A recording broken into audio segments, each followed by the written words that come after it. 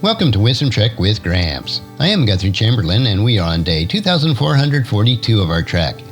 The purpose of Wisdom Trek is to create a legacy of wisdom, to seek out discernment and insights, and to boldly grow where few have chosen to grow before. In today's Wisdom Nugget, I'll guide you through the vast landscapes of biblical wisdom.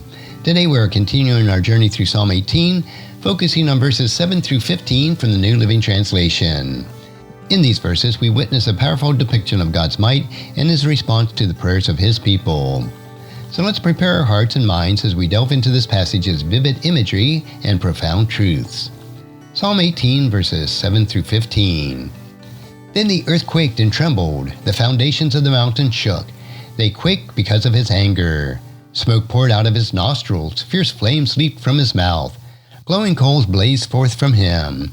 He opened the heavens and came down. Dark storm clouds were beneath His feet. Mounted on a mighty angelic being, He flew soaring on the wings of the wind. He shrouded Himself in darkness, veiling His approach with dark rain clouds. Thick clouds shielded the brightness around Him and rained down hail and burning coals. The Lord thundered from heaven. The voice of the Most High resounded amid the hail and the burning coals.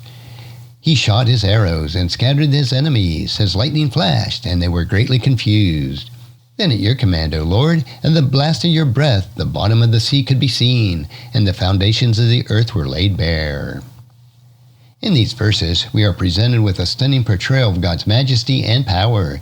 David describes the Lord's intervention in dramatic terms with vivid imagery that evokes awe and reverence.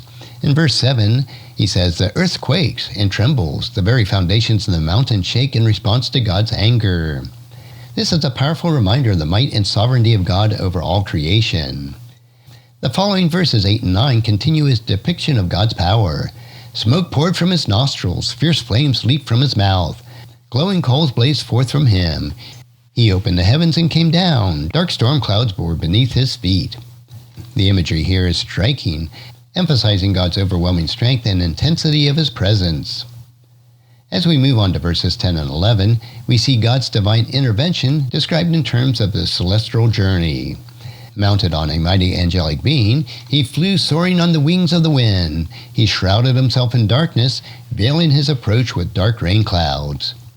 This poetic description highlights the swiftness and majesty of God's movements, as well as the mystery surrounding His actions. In verse 12, thick clouds shielded the brightness around Him and rained down hail and burning coals. We see a continuation of the theme of God's power over the elements. The brightness of His presence is so intense that the clouds must shield it, and the hail and burning coals emphasize the destructive power that can be unleashed at His command. Verse 13 brings a powerful auditory element to the vision. The Lord thundered from heaven. The voice of the Most High resounded amid the hail and the burning coals. The sound of the Lord's voice is likened to thunder, a sound that is both awe-inspiring and terrifying. His description serves as a reminder of His authority and power inherent with God's voice. In verse 14, we see the result of God's intervention. He shot His arrows and scattered His enemies. His lightning flashed, and they were greatly confused. The imagery of the arrows and lightning conveys the precision and swiftness of God's actions. His enemies are scattered and thrown into confusion, unable to stand against the mighty power of the Almighty. Finally, verse 15, we see a culmination of the power's imagery. Then at your command, O Lord, at the blast of your breath, the bottom of the sea could be seen, and the foundations of the earth were laid bare. This verse emphasizing the complete and total sovereignty of God over the natural world. At His command, the seas are parted, and the very foundations of the earth are exposed. This is a reminder of God's control over all creation, a testament to His ultimate authority and power. As we reflect on these verses, we are reminded of the immense power and majesty of God. David's vivid description serves as a highlight to this awe-inspiring nature of God's intervention in the world. But beyond the powerful imagery, there is a deeper message of God's protective care for His people. David's words are a reminder that God is not distant or detached from our struggles. He is actively involved, responding to the cries of His people with strength and might. This passage encourages us to trust God's ability to protect and deliver us from our enemies, no matter how formidable they may seem. As we consider these lessons from this passage, several key points emerge. First is to recognize God's sovereignty. These verses remind us of God's ultimate authority over all creation. Recognizing God's sovereignty helps us to trust His plan and timing even when we face difficult circumstances. Second, trusting God's power. David's vivid description of God's power reminds us that no challenges are too great for the Lord. We can trust in His ability to overcome any obstacle and defeat any enemy. Third, seek God's protection.